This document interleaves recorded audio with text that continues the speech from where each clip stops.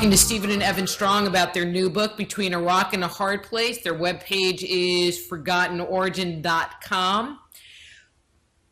Stephen, you were talking about the god or the sky heroes.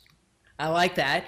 And their interaction with people and the ability for the indigenous people to communicate via these very natural methods. I understand that you can create a sacred space and contain the energy in it and monitor the energy within a space. I get that part. But how do the people there now deal with the white people, the non-indigenous people? Because to me, it's like they would be invading their space, and it would leave this feeling of being contaminated, or, you know, it's like when somebody steps into your personal space, it's like, go away, you know, and take your bad mojo with you. And if their reign and control is really the whole land, how do they deal with having these bad energy people wandering through and leaving their garbage and stuff like that? Leaving their garbage, gotcha. Look, they deal with it.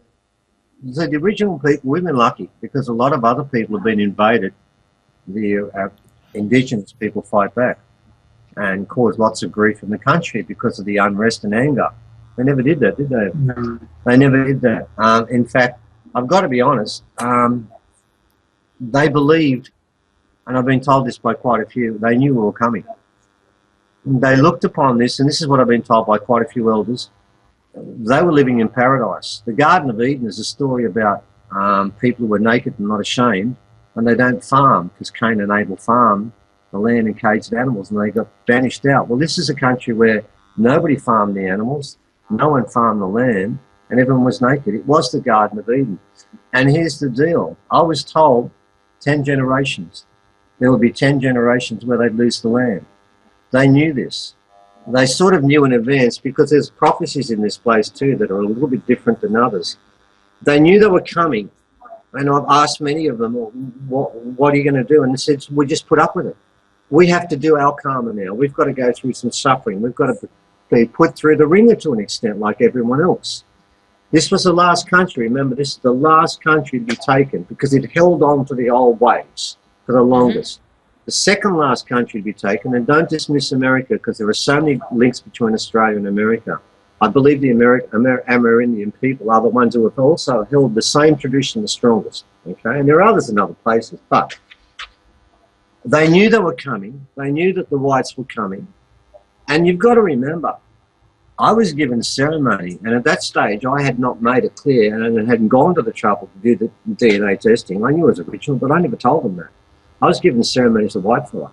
We've been talking about this in Australia to lots and lots of Aboriginal people now, talking about their history, and they thought we were white. And you know what? Nearly all of them have been fine with it, haven't they? Yeah. Oh, there's been a couple that whinged a bit and said, what right have you got? And we said nothing. We haven't told them we've got every right because we're as black as you are. We don't say that. The reason we did this was, if we found Aboriginal people who were going to pick on us because we're white, then they're just as racist as the other one. And they're no better. And it's even worse when you're being the black people being picked on, when you use that racism, which you hate so much in reverse, that's worse.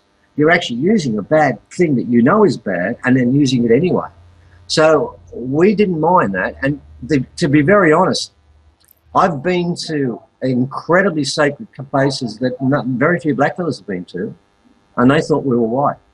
There's no drama. It really isn't a drama. I wrote a section on traditional law, and they assumed I was white, and the original people didn't have an issue. If you make the effort to learn the culture and show respect, they'll accept you. I mean, I've made some absolute clangers in protocol, haven't I, Evan? Yeah. In fact, I've had blackfellas behind me laughing their head off saying he's done it again, haven't we? Yeah. And then they've said that they're finished, but we'll put up with it. And see, people are scared. They think, oh, if I offend them, they're going to get growly.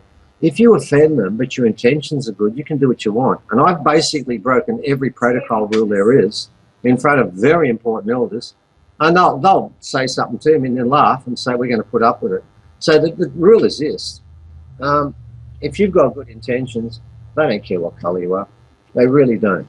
Well, So and I hear what you're saying, but you guys have like good mojo, you know, and you go in with good intention, and you go in with uh, the understanding of I want to participate, and I would love to feel this energy or learn the history, and you want to be part of, versus the Touron that comes with their 6 pack of beer, and they're, you know, going to go and hang out and yeah, those people, it's really good because those people you're talking about, the ones with the 6 pack that are going to basically pick up and then start a barbecue up and then chuck the stuff when they finish like that, they're still part of Australia and they're really a major part of it. But we represent a lot of other people we're working with that help us, and they do all this in their spare time for nothing. There are so many people involved in what we do, and we represent them as well as, and they come and meet these people too. And what's taking place all over this country is that, yeah, look, there's in Australia, until we recognise the original people as being worthy, this country will never go forward. We've not, as I said, we still haven't got one treaty. There's never been a treaty made between any indigenous group, and until that's done, we've got a long way to go. But there's an important part of the story. When I told you, the original people said, 10 generations. This is the 10th generation. It's over. What people don't know, we've been telling the white fellas this, haven't we? Yeah. Their time's finished. The original people, the deal was after 10 generations, they get their land back. So what's going to happen very soon, and the first thing that's got to happen is the Australian government have got to sign a treaty with the original people, and what they've got to do is hand the whole country back. Then that will be a monumentous occasion where the whole of our history will now sit in the hands of the elders. That is what will take place. Now, a lot of white people are going to say that's never going to happen. But we know the original people for quite some time now have been gearing up for 1 year for that changeover. That changeover is this year. By the end of this year, there will be a major shift in the consciousness in this country, and the original people are going to take the land back. Now, we know how they're going to do it, and we really can't say, can we, ever? Yeah. But they have implements that can lift the consciousness and the level of vibration within this country. And I know they've practiced them. They've put them in the ground before, and they're going to do it again.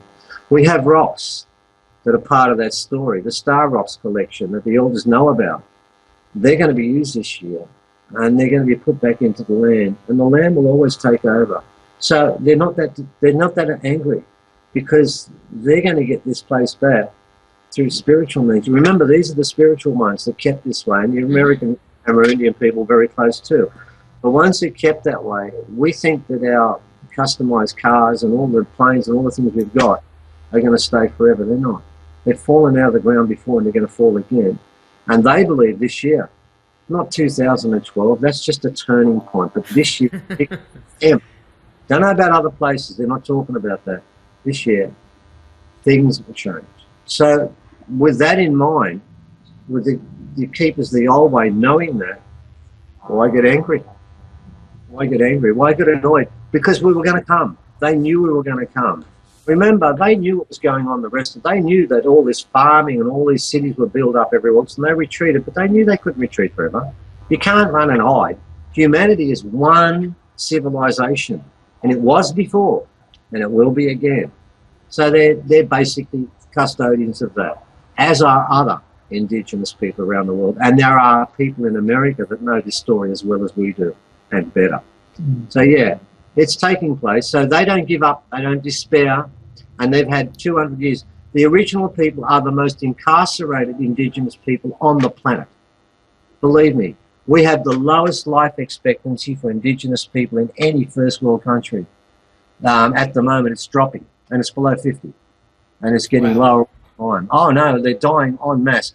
I had a class I taught in Moree where half the class... Okay, and we're going to need to wrap up here pretty quick.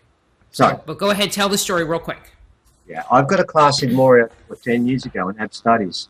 And I went back there 2 years ago, and the girls came and saw me. Of the 12 boys in their class, only 2 are alive. The rest have died. And they're in their 30s. Look, our food, our lifestyle is killing these people. It's no good for them. But, as I said, it's only a little bit longer before it goes round in circles. So it's an ongoing story. And this history we're working in is not a history. It's our present, and it's our past, and it's our future. Excellent. And on that note, I am going to have to let you guys go. But I love having you guys on. I love it, love it, love it. So, till next time, okay? Right. That's Stephen and Evan Strong. Their book is Between a Rock and a Hard Place. Their webpage is forgottenorigin.com. Until next time, I'm Dr. Rita Louise, and remember, it's all just energy. I love